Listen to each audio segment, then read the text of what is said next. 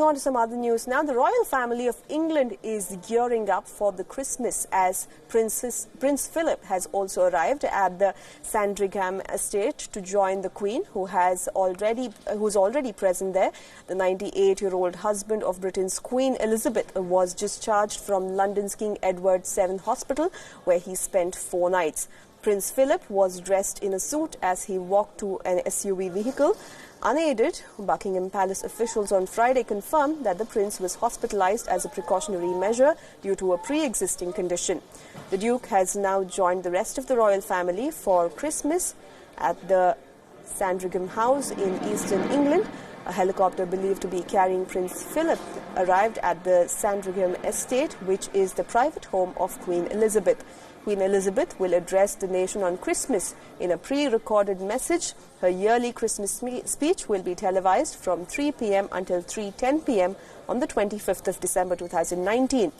In the speech this year, the Queen reflected on a bumpy year for royals. She acknowledged how year 2019 was turbulent for the royal family as her husband was involved in a car crash and Prince William and Harry had a fallout.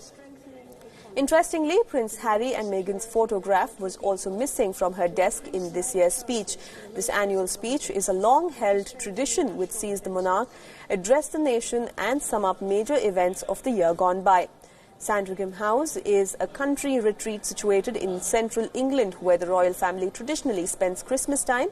Prince Philip has been based in the Royal Sandringham Estate in eastern England since retiring from public duties in 2017. In recent years, Prince Philip has been admitted to the hospital for abdominal surgery, bladder infections and a blocked coronary artery, while he also suffers from arthritis in his right wrist.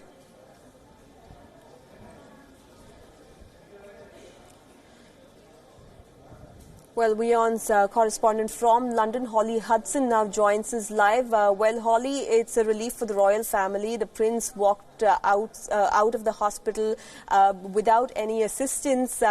Certainly, it seems like a positive Christmas this year. Yes, certainly. He was seen leaving unaided, as you say, the King Edward VII hospital, which has treated royals for decades. He got into a car. Onlookers said he was waving at well wishers, seemed in good spirits, leaving before 9 a.m. UK time this morning and heading up to Sandringham, of course, the much-loved private estate of the royal family, where they always traditionally spend Christmas and where the Queen and the rest of the royal family already are. Prince Philip helicoptered there early this morning, arrived at around 10 a.m. So based on what onlookers have seen this morning, he appeared frail but in good spirits. However, concerns, of course, raised once again over his health, not least because of his age. He is now 98. He has retired from public duties and he has been spending a lot of time during his retirement at Sandringham, keeping away from the public duties, from public life, resting up there at the Royals estate, and that is where he will now spend Christmas. Now, when asked about his father, Prince Charles said yesterday that he was aware that he was being looked after well, but that when you get to that age, things don't work so well. And the Duke has been admitted to hospital several times in the past decade for a blocked coronary artery, for a hip replacement. So, of course, these admissions are raising concerns. But as it stands, it seems that he will be spending Christmas, as is always tradition, with the royal family. The Queen already there. We've heard details of her Queen's speech, a tradition here in the UK on Christmas Day, on Christmas afternoon. That is broadcast here and millions watch it. She will this year reference what has been a bumpy year. That admission has obviously led to much speculation here in the UK as to what she could be referring to. Many, of course, drawing the conclusion that she's referring to Brexit. She speaks of healing divisions and how small steps of hope and faith can do so. She may, though, also be referring to the royal family. They have had a bumpy year themselves, starting back at the beginning of the year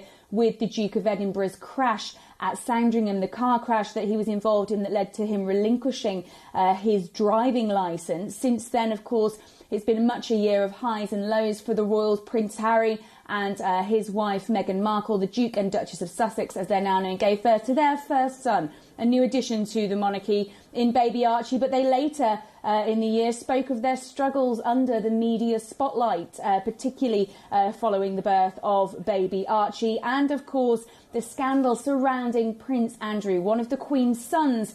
His relationship with the convicted sex offender Jeffrey Epstein led to him sensationally stepping down from public duties. So very much a year of highs and lows for the royal family and for Britain, and that's what the Queen will reflect on, no doubt, in her Queen's speech tomorrow.